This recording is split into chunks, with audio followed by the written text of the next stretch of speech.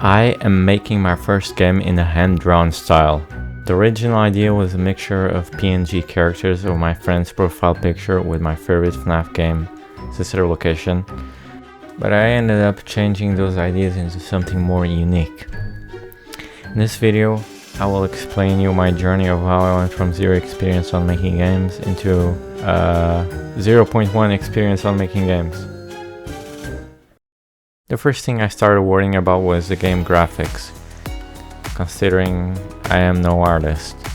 So naturally, I drew a prototype of the office and it looked like this. No, just kidding. Here's the actual footage. Also, for some reason at this time I was gonna name my game Stupid Anti-Dinery. I know that sounds dumb. So I had the game's file named as Stand-In. Later on, I decided to name the game Firework Frights in reference to my friend Ray's raging at hearing fireworks during his FNAF 3 gameplay.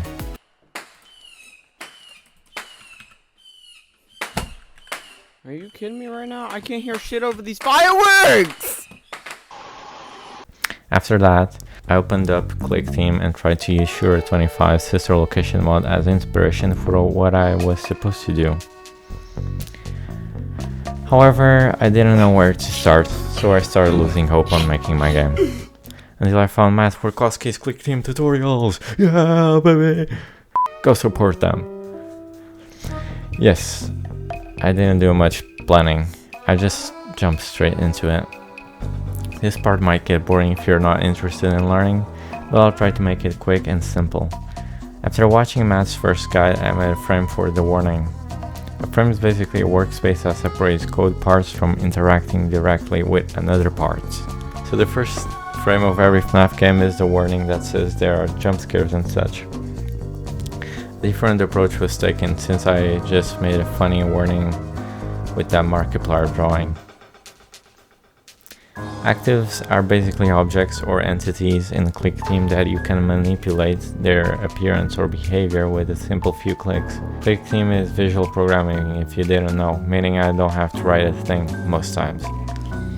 For the text I didn't use actives though. I just used a string box to use a fancy font I liked and wrote warning this is my first game, with an active with the image of the Markiplier drawing. Don't beat me up, Matt, please. I just like strings. The code here is quite simple. At the start of the frame, I play a sample of Markiplier saying, "You're so Portuguese." After 3 seconds, there's only one action when an event loops to prevent this from repeating, because this condition will always be true after 3 seconds. So to prevent unnecessary calculations, I just put only one action when event loops. Everything goes invisible in this frame and it jumps to the frame menu. In the menu I have an active with the image of the menu, which is the eyes of my profile picture with the logo. And there's an active with the circle that appears when the player hovers over the string that says play. But it's currently not visible, because I set it to be invisible at start for some reason. Anyways, at the start of the frame I make the background and the play string appear because they were invisible. So I make them appear as a start and I activate this group of code that's called menu buttons. And I play the sample, The Sun Falls, which is the song I chose for the menu.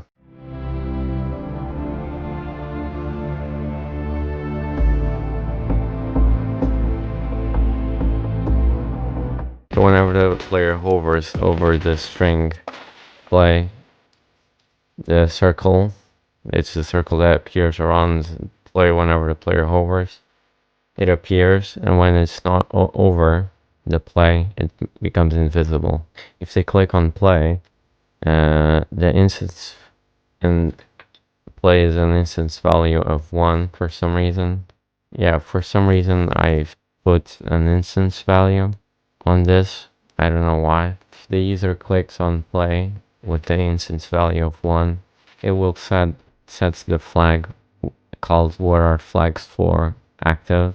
Flags basically just say yes or no to the code. They're basically just information with 0 or a 1 if you want a more complex explanation. It will deactivate the menu buttons. I think this is unnecessary since we'll jump to the next frame anyways. And this stops the menu music, so it doesn't continue on the next frame. I don't know if it would continue after switching frames, but whatever. The next frame is the shift, where I have an active with this animation, which is the player cutting board. There's a save file here called ini++. That's Matt explained on his video. And there's an active for the newspaper, a string for the night that will say the time of the night and the number of the night. And there's a counter of time. At the start of the frame, it will deactivate the group time, which is this one.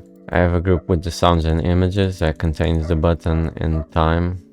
Here, alpha blending coefficient is basically something that will change the opacity, the transparency of the image. It will basically make the newspaper fade in, and it will also stop the animation of the cutting board for some reason. And after the user clicks with the left button and the newspaper is completely faded in, I will play the sound for the wood smashing axe. The newspaper will go invisible, the animation will become visible. This group will deactivate itself, so button will become deactivated. The animation will start because it was stopped before, and it will activate the group time. Every 1 second, add 1 to the counter. Once the counter becomes 2, once it reaches 2 seconds, it will display the paragraph night, which is a part of the string that shows the time, like I said before, and the number of the night. And the string will reappear because it was invisible at 5 seconds. At 5 seconds, if the group button is deactivated, it will set fade on. And fade is a flag that I set for some reason, I don't know why. Once this flag is active, it will set the alpha blending coefficient or the transparency to make the string fade in on the screen. Once the string has fully faded in, it'll jump to the next frame.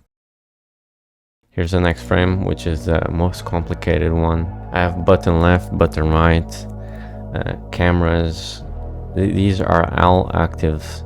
A camera button, I have an active for the cams, an active for a button to close full screen, an active for the left door animation, right door animation, an active for the full screen. I think this is, yeah, it's a full screen button. And there's full screen cams, it's another active.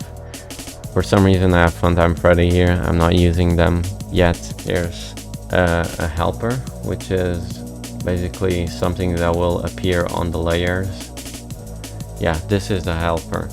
This background image will never appear to the player. This is simply to help me understand what the player sees. Then there's this, which is for the player to hover their mouse on. There's this button to interact. There's this arrow, which you can see over here down below. There's the left vent. There's this loading screen for the cameras. There's this icon that shows up on the phone over here. There's this character right here, which I call them Penguin for now. There's the phone active. And then there's the active for the place.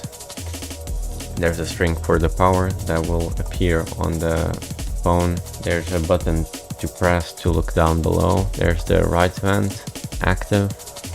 There's the sunken camera extension, that's very useful. There's a string for time that will appear on the phone. And there's a button for the vent on the left and a button for the vents on the right. For some reason I decided to make a phone. The phone group has animations, time, power and music. If they click S or they click with the button on press and the alterable value of place is equal to 0. Alterable value is basically a number that can be used to control other things based on what the number is. So if the alterable value of moving forward is 0. So if the player is not forward and if the player is not looking down and they click S, or if they click on press and looking down is off, this is a flag, and press is visible, it will add 1 to the alterable value of looking down and set looking down on. Once looking down has an alterable value of 1, it will make everything invisible and play the animation.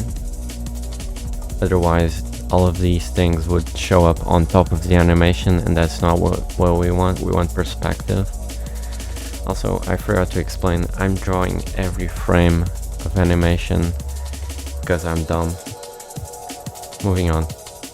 And it will change the animation sequence to looking down. The animation sequence of place.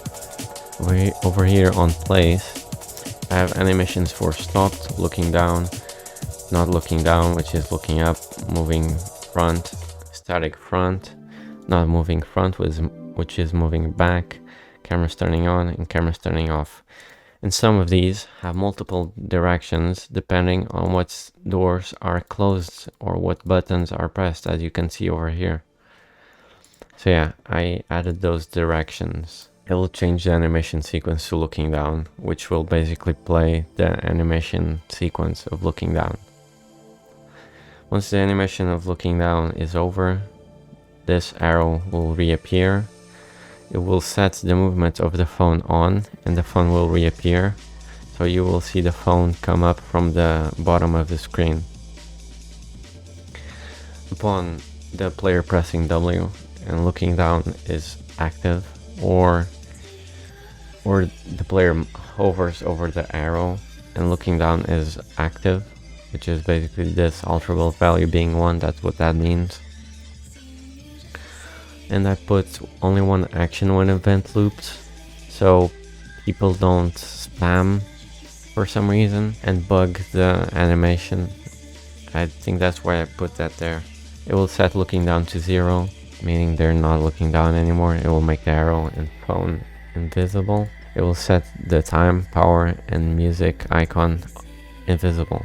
It will change the animation sequence to not looking down. Once the animation of not looking down is over, everything else that was invisible will reappear, and it will set the flag of looking down off. Here it's basically if the movement of the phone is on, set animation sequence to walking. If it's off, set animation sequence to running, which is basically, walking is basically the phone going up, running is the phone going down. You could name these things other things instead of being dumb like me. I could still change their name probably, but I'm lazy. Once the animation of running is over, once the animation is off the screen, it will go invisible. And once the animation of walking of the phone going up is over, the power, time, and music icon will appear. So that's it for the animations. For time, it will set time to 0 at the start of frame. Every 1 minute, it will add 1 to time and set the alterable string. What is this? Set alterable string to string time plus AM. Okay, so this will set the string to the time plus the text AM. So it will alter what the string says every minute. Once the time equals 6, it will jump to the frame menu. I know it's not very rewarding right now. For the power, it will always subtract all of these summed up together, times 0.01 from power. And it sets the alterable string to power colon plus a new line plus string power plus percentage. This is kind of difficult to explain. It basically will show the text power, column, number, percentage. And then if the power equals 0, it will jump to the menu. I know, anticlimactic. Music at the start of frame, it will play and instantly pause Forbidden Nocturne. If the user clicks on the music icon on the phone, it will resume Forbidden Nocturne, and it will stop the ambience and toggle music. Only one action when event loops, so this doesn't repeat itself. Or basically I had an issue where sounds were playing every frame because a condition was always true, so this stops that. And what toggle does, it basically toggles the flag the flag of music to the opposite. So if it's on, it will go off. If it's off, it will go on. And once it is off, it will pause Forbidden Nocturne and play the ambience, which is crickets. That's it for the phone. For the scrolling, I basically had, if the full screen of cameras is off and scrolling is disallowed, set disallow scrolling to 0, it will activate scrolling. For the door buttons animations, upon pressing A or clicking the button, set left door closed on. This is a flag, and it would add 1 to the alterable value of the left button. I don't know why I have an alterable value and a flag at the same time. Don't question me. I don't know what I'm doing. If the left button equals 0, it will change the animation sequence to stopped, which is basically open door, and it will also change the button left to stopped, which is not glowing. And the opposite happens for if the button equals 1. For the animation, if the animation walking is playing, only one action when event loop, so this sound doesn't repeat itself. Since this condition will be always true, it will play the door slamming FNAF 1 sound effect. If the alterable value of left button is above 1, it will change the animation sequence to running, which is opening. It will set the door closed off, and will change the animation sequence to stopped of the button, which is not glowing. Once the door is finished opening, and only one action when this event loops, so it doesn't repeat itself, it will play the sound of opening the door. And once the animation is over, it will set the left button to 0, the alterable value of left button to 0. For the right, it's basically the same thing, but for the right side. On the cameras, I have boop nose. User clicks within the zone of the nose, and the FNAF Freddy nose sound is not playing, so people don't spam it too much. And moving forward equals to 2, she's basically standing still in front. It will play the nose sound. And the animation of moving forward. Anyways, this is a lot to take in. If clicked equals 0, it's basically the same logic. All of these will happen, except it's if the cameras are not turned on. It'll change to not moving front, moving forward to 0, everything goes invisible, loading reappears to go instantly invisible, and it plays a sample of moving back. Once the camera is turning off, animation is over, it will set clicked to 0, and it will change the animation sequence to not moving front. And once the animation of not moving front is over, everything else will reappear. That's it for animation moving back. If the mouse pointer is over the camera button and the camera button is visible, it will become bigger, and if it's not, it will become smaller, which is basically what this is, change animation direction. I use the directions to change the appearance. Upon pressing W and it's visible, or user just clicks on the button and it's visible, it will add 1 to clicked. It will set the cameras on. It will play the sample of old PC monitor switch on. I generally don't know why I put here stop sample old PC monitor switch on. Maybe because, oh, I remember. Okay. So if you turn the cameras on too fast and go backwards too fast, to prevent this sound from playing twice, I stop it. That's it. That's why. Where was I? It will make the button invisible after clicking it. Yeah. If the cameras are on, it will fit the animation sequence of place to cameras turning on. And if the current frame of place is above or equal to 5, it will set the loading screen to fade in, and if the cameras are on and the alpha coefficient of loading is equal to 0, which means if it's totally visible, it will make it invisible and it will make the cameras of layout reappear. So if the full screen is visible, mouse pointer in mouse pointer lays on the full screen button, it will become bigger. If it's not, it will become smaller. If the user clicks on the full screen button and the cams and full screen button are visible, it will set disallow scrolling to 1, which is basically disallowing scrolling.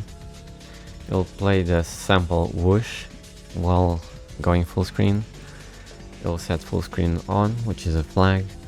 The full screen cams will appear and it will set the frame width to 1980. If the cams active is on, the full screen button will reappear. If the cams active is off, it will make the full screen button invisible. If the user clicks within the zone of the X, which is a full screen button, close full screen, only one action on this event loops to prevent bugs for some reason, and it will make it invisible. It will play the whoosh sound effect again. It will set full screen off and it will set the frame width to its original size. If the full screen is off, it will set disallow scrolling to 0, so it will allow scrolling, and it will make full screen cams invisible. If the cams are visible and full screen is on and the cams are facing a direction to the right, it will set the direction of full screen cams to the right. So this is basically so if you click full screen, it won't show up a different camera that you're not on.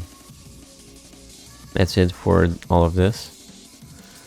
And for the place animation rules, this is basically all the possible combinations of directions of every possible way you can press the buttons. I know, I'm very smart. I'm not very smart. I used, if I go here on place, so this is for every possible combination of door or button pressed that I used. And what this code does is it will change the place animation to up or every other possible direction. This is basically to make it so once the moving forward animation or looking down or moving backwards animation play, it will play on the right direction, meaning you won't see any discrepancies with which door is closed and which door is not closed. If you have any questions, just feel free to ask in the comments below.